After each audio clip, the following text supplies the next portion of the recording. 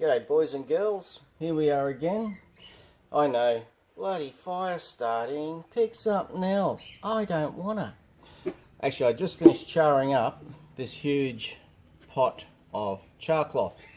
So what I'm going to be doing with this is making up a primitive fire kit, and I'm going to add that to the latest waffle that's up at the moment. I'm also going to be adding into that one of these basic containers that Michael Eldridge sent us. I really love this. I forgot to bring the other striker outside because I modified one of the strikers to sit on here with a small lip so that I could try and get a spark into it. So I'll see if we can get a spark into it now. Where's the flint? This flint from Rocky Hollow is just amazing stuff.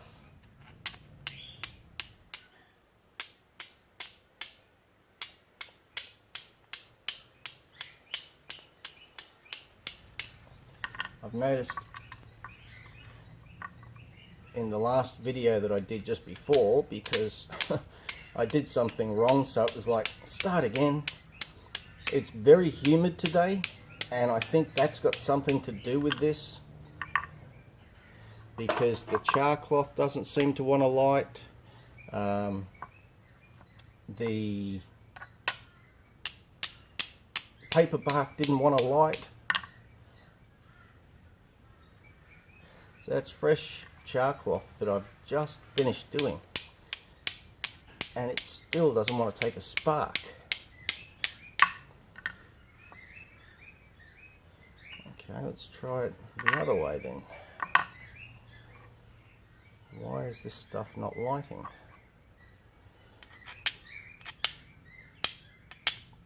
Ah, there we go. Finally got it. So lots of nice sparks and embers out of that. Yeah, I'm going to be adding in, let's see, there we could just light it off that one.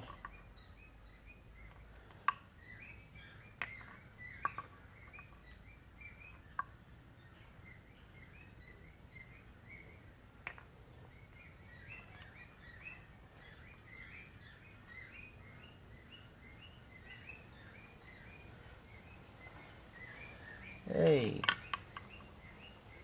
finally we get an ember in it. As I said, the humidity here today, it's amazing it hasn't started raining. But these little cylinders that Michael Eldridge made are fantastic. And the way I couldn't get a spark then is why I've modified it to put a ferro rod toggle on here, so that if I needed to, we still have our ember in there, if I needed to, I could have just used that to put a decent hot spark in there, and we would have had no problems at all. So I'll just snuff that out. These things are fantastic, so I'll be putting one of these in the latest raffle as well. And I was talking earlier about cotton balls. Now, a lot of people like to have their cotton balls in Vaseline. You don't need to have Vaseline on a cotton ball to get it to light. Cotton balls are just basically like a big ball of lint that you get out of your dryer. So it lights so easy. What I have actually done though, I've got a Cryovac machine, so I like to Cryovac only one. I don't need to have 1,001 Vaseline coated cotton balls. I don't see the need for them. There's my little blade. I've been using this little bokeh blade. It's really good. It's got a great 90-degree spine on it.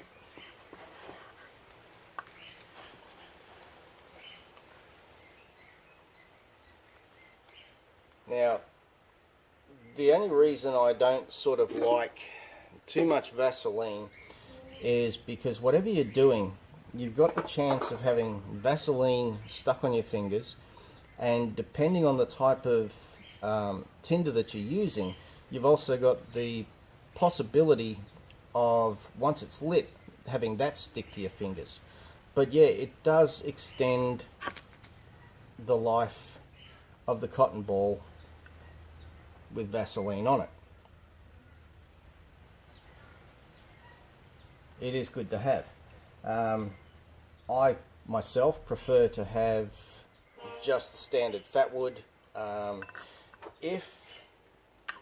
I like to have 101 different sizes of ferro rods, and as you hear me say all the time, I like to challenge myself to be able to get things lit in the smallest amount of stuff that I've got.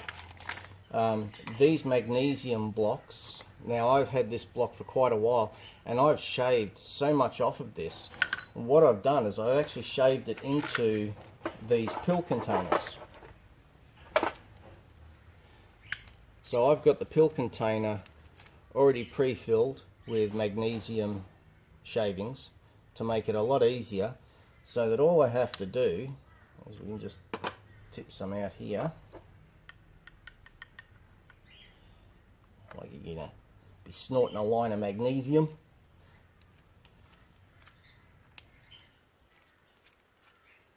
Alright, now just get out your razor blade and chop it up. No, be good. But it does light very, very warm. So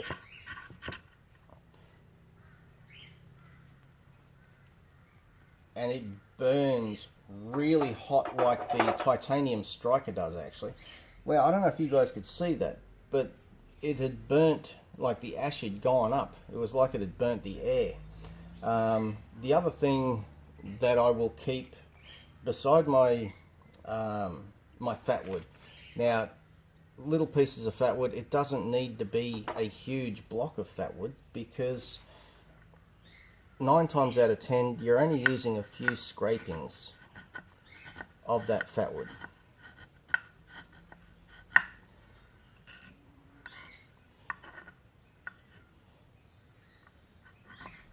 We'll use a few more. Why not? It's a fun fire. So, and we'll just use, again, small ferro rod, and see if we can, there we go. Burns beautifully. The only other thing that I like to have with my ferro rod, black smoke everywhere, is I just use the alcohol wipes from the cheapy shop. Get a box of those, they're only a couple of bucks, and you can keep those in your fire kits. Now, I like to keep in my box okay, that didn't sound good. I like to keep in my fire kit box tampons, fat wood, alcohol wipes. They're pretty much the 3 things that you'll find in my fire kits. In this one, I have a small blade to be able to use for shaving down the wood.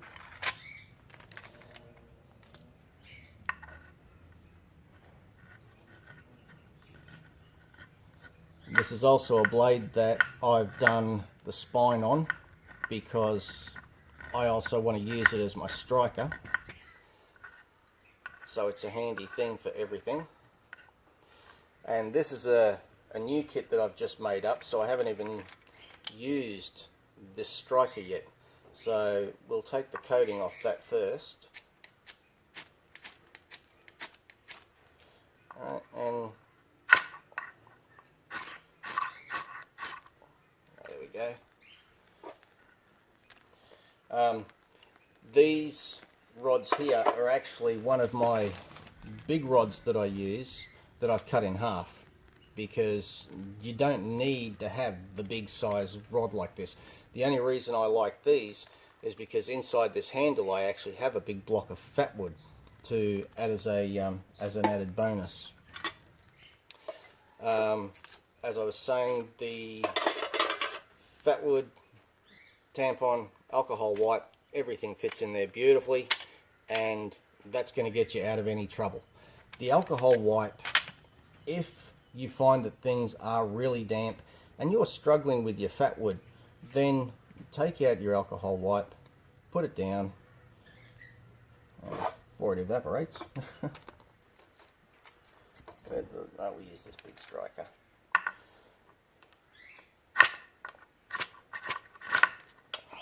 Okay, so you've got the nice big flame there from your alcohol wipe. The other small striker that I keep is one of these ferro toggles. Now I've got this stuck on a small ring, and the reason I've got that on a small ring is I can actually stick that to my finger like that, and I can get better control while I'm shaving it. So that way I don't have to sit there and try and hold a tiny rod, and that's going to cut it down by about half. So this way, I mean, I could hold it here on the side, but with my fingers the way they are, I prefer to do it that way. And that's what this is all about. Modifying stuff to work for you. These small EDC carry ferro rods are a great idea. You've got the small ferro rod, and the back section is your striker. It's only a small striker, but that's all it needs to be. And then this will actually become a bigger handle for you, and you can get your sparks. So these are a nice little idea to keep in your pack, and they look stylish, so they're good. Some of the other material that I like to char up is in this one here. I've got a full container that I've charred up, and this stuff is basically this stuff, which is your bracket fungus. Now I went out the other day and I found a heap of this bracket fungus. Usually when it's alive, it's orange, so that's normally where you'll see it a lot easier as you walk through the bush. After a bit of rain, you'll see orange everywhere. This was some that I'd found at Redcliffe down by the water, and you can see the aerated holes in this, which makes it a lot easier to be able to get a spark into it. But even like this, I still prefer to char it up. So I will be charring all of this up a little bit later, and this is a big piece of the bracket fungus, and you can see how aerated that is. So this stuff will take a spark really well. Now I've got some in a tin that I've previously charred up, and here's some we've prepared earlier. This stuff is just fantastic, and it'll hold a spark fairly well. I was playing before getting sparks into it, and as I said, with the way the humidity is, we'll see what happens. Oh yeah, see, I didn't realise I had heaps of sparks in there. See if we can get it. You can see how they're lighting up. Now this is just a bit of dried punkwood. Now what I like to do is, if I get chance, I will add more dried punkwood to it, because instead of putting a piece of that into the tinder bundle, best way to use this like this now is just process up a bit of your tinder. I won't get this fully lit from where I'm sitting at the moment. I've been building bee boxes, so I've got a big pile of sawdust just here to the side. But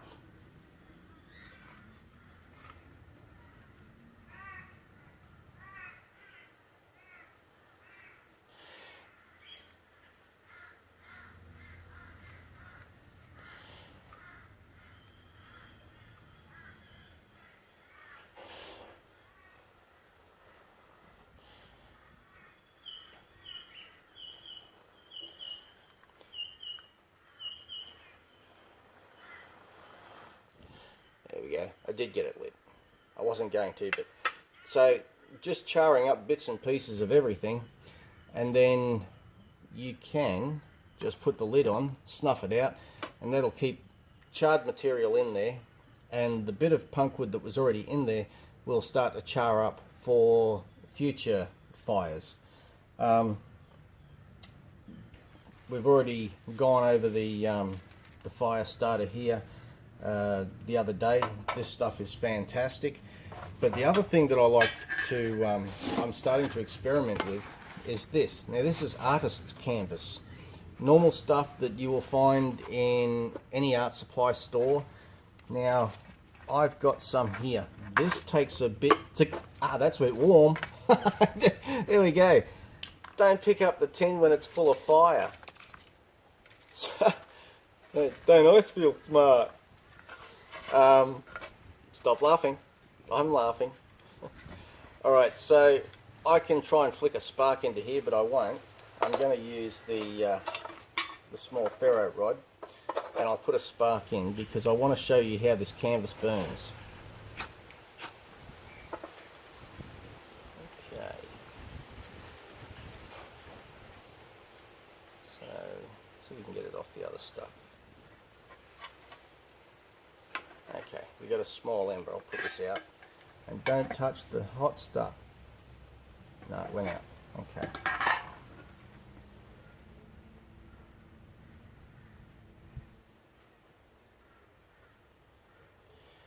Alright, now we've got it lit. It doesn't take much to get this stuff lit on good conditions. But you'll see on one side it's actually going white.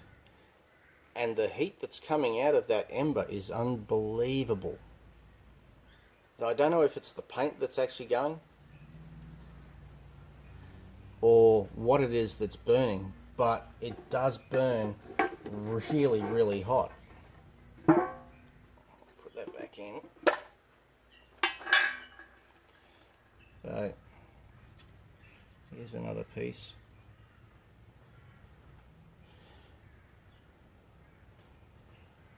And you see how it's burning really white underneath.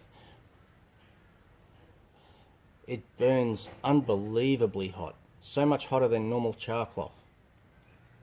So I'm still playing around with this and learning different things to char up. The standard stuff that I normally char up is just your standard towel. Cotton towel, tear it up into small bits, and that's what I char up. That's what all of this stuff here is, just this. And that's what I'm going to be putting into the kit. I'm going to char up some of this as well and put that into the kit for you. So, yeah, the next, or the raffle that's up at the moment, I'm going to add a really cool primitive fire kit with a bit of the flint and chirp that Rocky centers, and a file striker, some of this, some of the char cloth. It's going to be good. So yeah, as I always say, get out there, enjoy yourselves, have fun making fires. It's what it's all about. If you can't do it in the backyard, chances are you're not going to be able to do it when you go out into the bush. So yeah, instead of sitting in front of the TV having a beer, come outside, grab your beer, make fires. It's good fun. Take it easy, guys, and stay safe.